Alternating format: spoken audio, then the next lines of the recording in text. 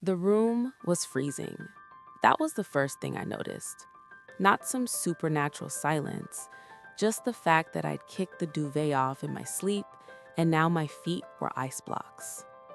My phone was buzzing against the nightstand, not ringing, just that aggressive, vibrating drill sound against the wood. 6:03 a.m. I groaned, rolling over, tasting morning breath and regret. I didn't look at the caller ID, I just swiped. Yeah? My voice was a croak.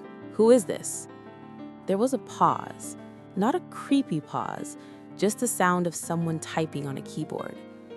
Is this a woman's voice? Tired, professional. Is this the emergency contact for David Miller? I rubbed my eyes, gritty with sleep. I am David Miller. Who are you? Sir, please don't make this difficult, she sighed. I'm calling from Municipal Records. We have a scheduled cremation at 8, but the paperwork is flagged. We need the next of kin to confirm the dental transfer. I sat up. The cold suddenly didn't matter. Lady, it's 6 in the morning. Is this a debt collector? Because this is a new low. Mr. Miller, or whoever is holding this phone, she snapped, losing patience. I am looking at a death certificate issued 3 days ago. Coroner's case number 44B. Cause of death, cardiac arrest. Found in an apartment on 4th Street. My stomach did a slow, heavy roll. I live on 4th Street. I know, she said. That's where they found the body. I stood up. I needed to move. I walked to the window. The street lights were still on. A garbage truck was banging dumpsters down the block. Real life. Noisy, dirty, real life. I'm talking to you, I said, my hand shaking slightly. I'm standing in my bedroom. I'm alive. Look, she said, her voice softening, realizing I might actually be crazy rather than malicious. Identity theft happens. Glitches happen. But right now, legally, you don't exist. Your bank accounts are frozen. Your lease is terminated. As of Tuesday, you are a past tense. Tuesday. I tried to remember Tuesday. It was a blur, just a gray, headachy gap in my memory. I thought I'd slept in. Beep, beep, call waiting. I pulled the phone away from my ear. Unknown caller. Hold on, I told the woman. I'm getting another call. Sir, I wouldn't. I switched lines. Who is this? I demanded. You're awake, a man's voice said. No static, crystal clear. He sounded like he was sitting in the room with me. You weren't supposed to answer the first one, David. Who is this? I yelled. Is this a prank? Because I'm calling the cops. You can't call the cops, the man said calmly. Dead men can't file reports. And honestly, you barely survived the procedure as it is. Getting worked up might actually stop your heart this time. I froze. What procedure? The exit strategy. You came to us. You paid us. You said you wanted out. Total erasure. I don't know what you're talking about. Of course you don't. That was part of the package. The memory wipe is aggressive. It takes a few days to settle. The woman, Ellen, was still on the other line, faint and tinny in the background. I could hear her asking if I was still there. I want my life back, I stammered. The man laughed, a dry, humorless sound. You don't have a life, David. You sold it, and the buyer is expecting the goods. My phone vibrated against my cheek. A text message from the unknown number. It wasn't a threat. It was a receipt, a digital invoice. Project Lazarus, status completed, payment confirmed. And at the bottom, a signature, my signature. But the handwriting was shaky, wrong, like I'd signed it while my hand was being forced. Check your email, the man said. There's an invite. I lowered the phone, putting him on speaker. I tapped my email app with trembling fingers. Top of the inbox, service reminder, David Miller. Time, 11 a.m. today. Location, St. Jude's Chapel. Why are you telling me this? I whispered. Because there's a glitch, the man said. The body we found, the one that's about to be cremated, It isn't yours." My blood ran cold. "Then whose is it?" "That's why you need to attend the funeral, David. You need to see who you actually killed to get this fresh start." The line clicked dead. I stood there in the silence of my apartment. The garbage truck outside moved on. I was breathing. I was standing. But according to the world, I had 5 hours until I was put in the ground. I grabbed my keys. I wasn't going to hide. I was going to my own funeral. I didn't go to work. I didn't call in sick. I didn't even email. I just stood in the center of my living room, clutching the phone until my hand cramped. The call log was empty. No recent calls, no blocked numbers, just a blank list mocking me. But the internet remembers everything. I opened my laptop. My fingers felt numb, like I'd been sleeping on them. Search bar, my name, enter. It took 0.4 seconds. David Miller, obituary, visitation and services. It wasn't a glitch. It was a high-end memorial site, the kind that costs money. Tasteful gray background, a photo of me from a company barbecue 2 years ago. I looked happy, ignorant. I scrolled down to the comment section. Usually, these things are empty. Mine wasn't. "Rest easy, Dave. The project is finished. Finally at peace." And then one that made the bile rise in my throat. I saw him at the viewing. He looked so calm, like he was just sleeping. I backed away from the screen. I didn't slam the laptop. I just forgot how to touch it. I felt dirty. Someone had been in a coffin. Someone looking like me, and people I knew had looked at that face and believed it. Knock, knock. 3 sharp raps on my front door. My heart didn't pound, it stopped. I didn't move. I held my breath, listening to the dust settle in the silence. "David," a woman's voice came through the wood. Not loud, just projected. "I know you're standing by the kitchen island. You always pace there when you're spiraling."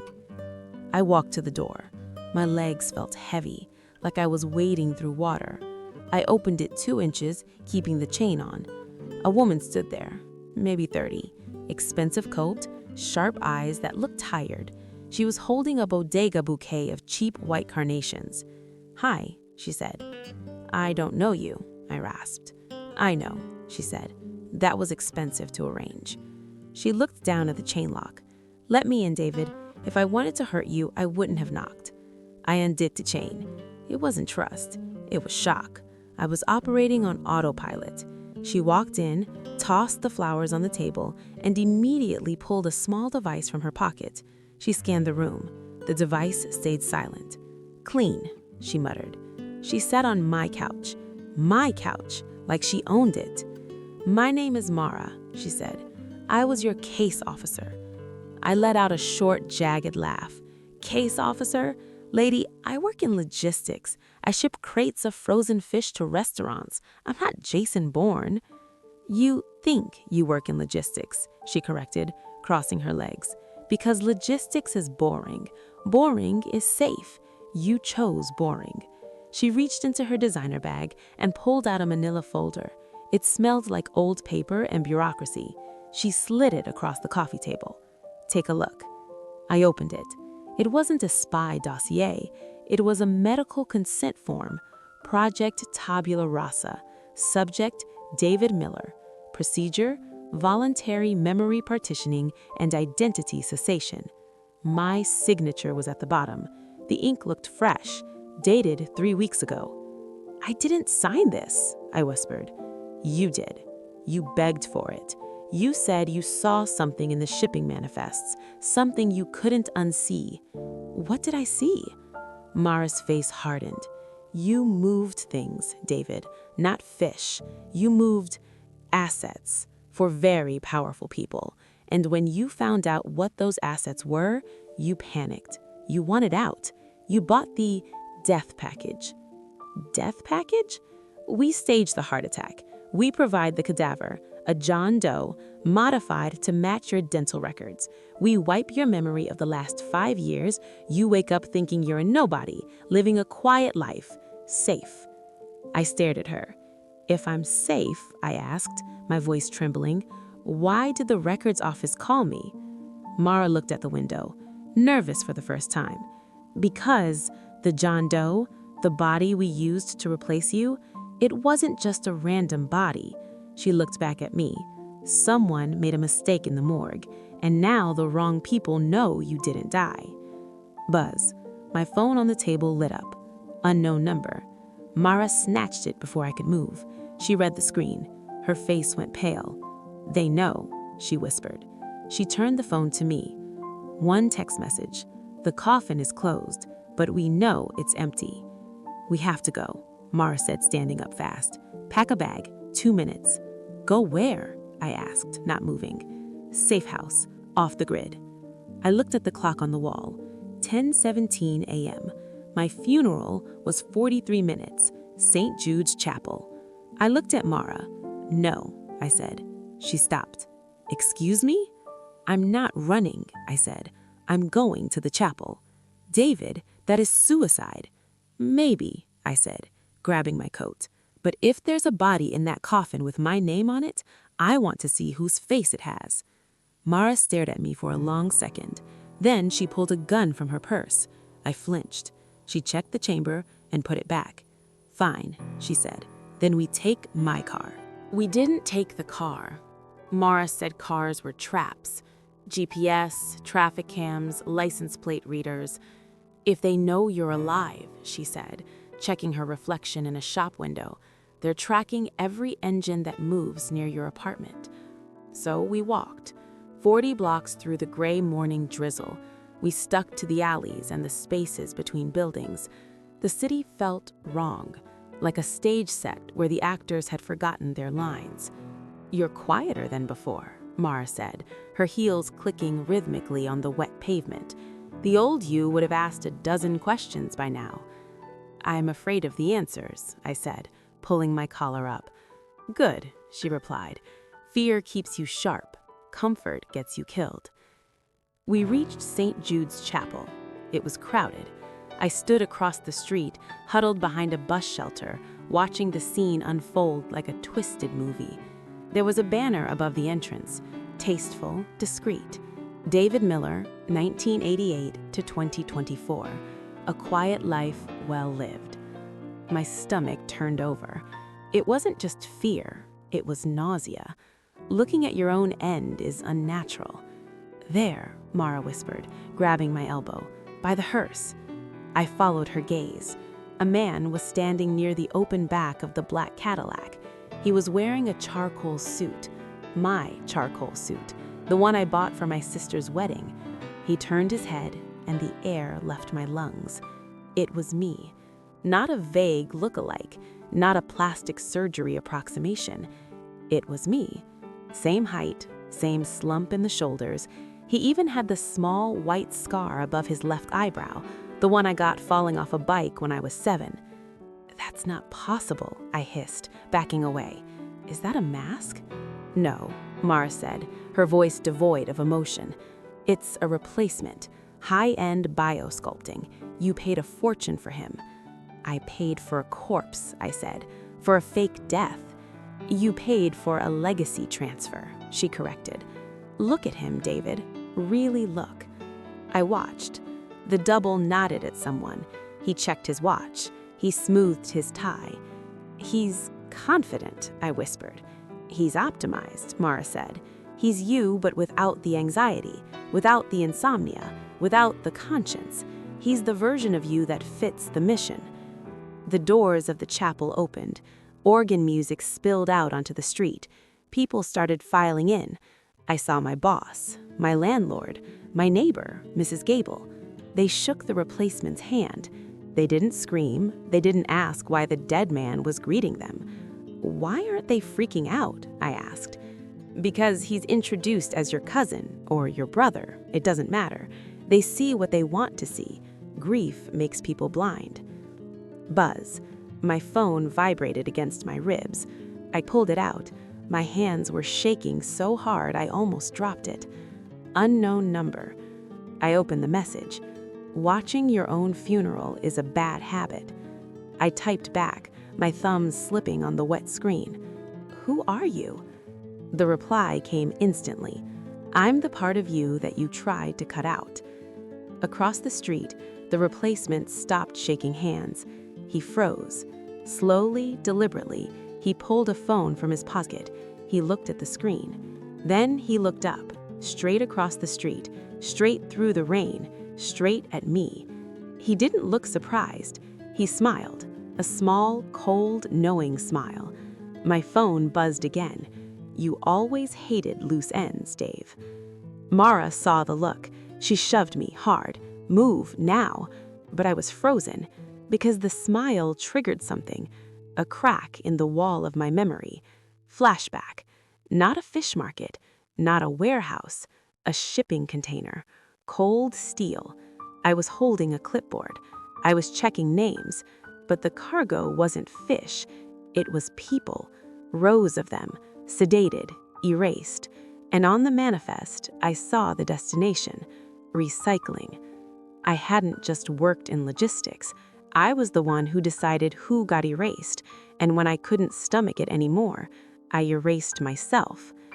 "You weren't hiding to save yourself," the text message continued, scrolling across my screen as I stared at my double. "You were hiding to protect the network." The replacement turned and walked into the chapel. The heavy oak doors began to close. "David," Mara hissed, pulling my arm, "if those doors close with him inside and you out, the transfer locks. You become the ghost. He becomes the citizen." "I don't want the life back," I said, my voice sounding strange to my own ears, stronger. Mara stopped pulling. "Then what do you want?" I looked at the chapel. I looked at the lie that was about to become truth. "I want to burn the manifesto." My phone buzzed one last time. "Then you better stop being dead." The church bells began to toll. Inside, the service was starting, and I had about 30 seconds to crash my own funeral. The church bells stopped. The organ music swelled inside, muffled by the heavy oak doors. Mara stood with her hand in her pocket, gripping the jammer.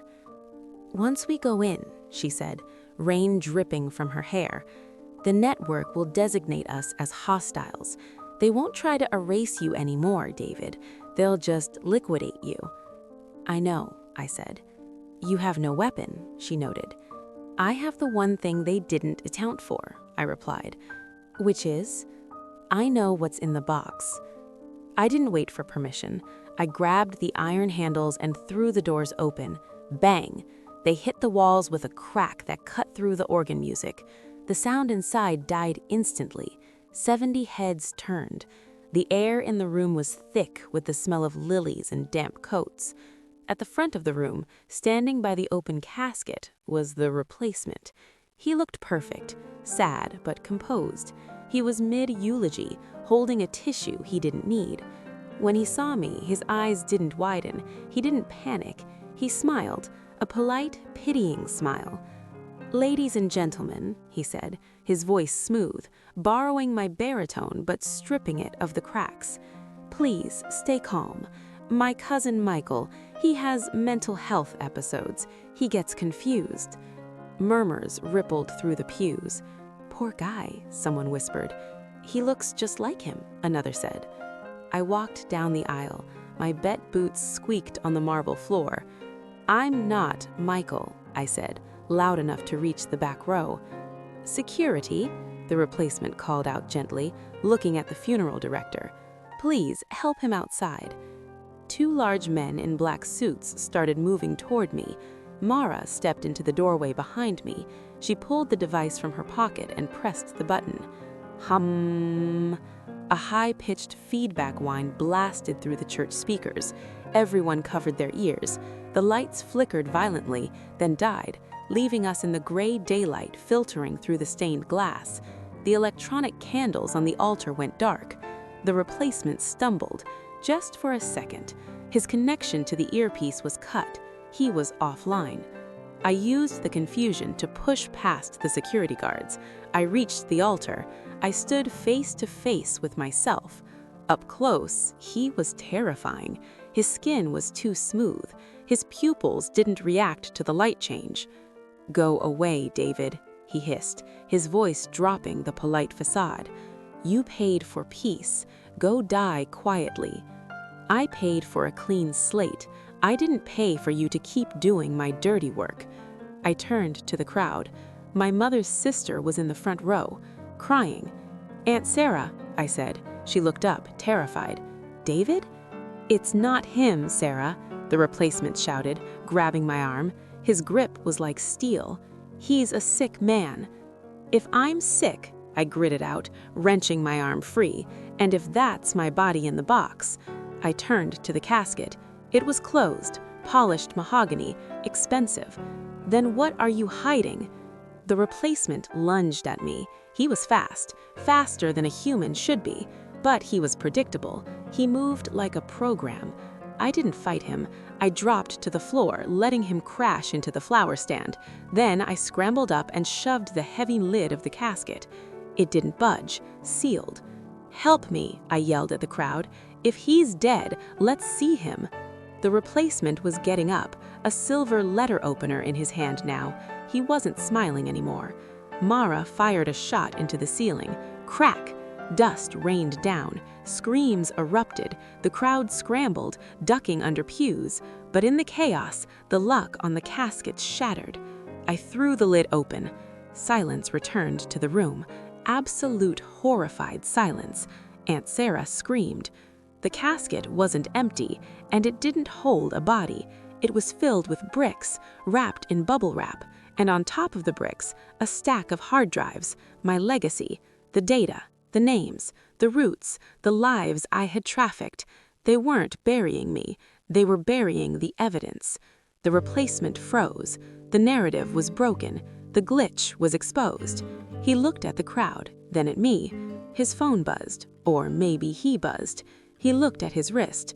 "Contract terminated," he whispered mechanically. He didn't attack. He didn't run. He simply collapsed, like a marionette with cut strings. He folded to the floor, eyes open, empty.